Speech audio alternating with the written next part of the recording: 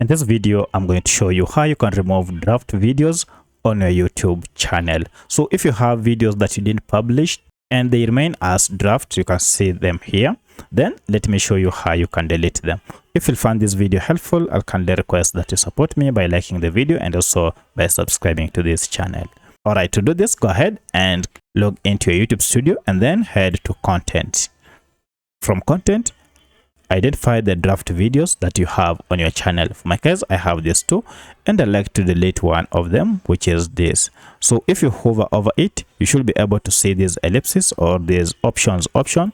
Click on it and now we have an option to delete forever. So if you want to delete this, go ahead and click on delete forever. However, if you want to continue publishing this video, then head over to this detail and you'll have an option to edit this video and publish it.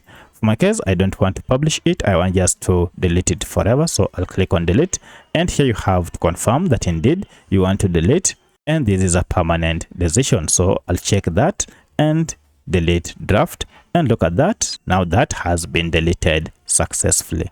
So that's how you can delete draft videos on your YouTube channel. If you have any other question, kindly let me know in the comment section. Otherwise, thanks for watching and let's meet in the next video.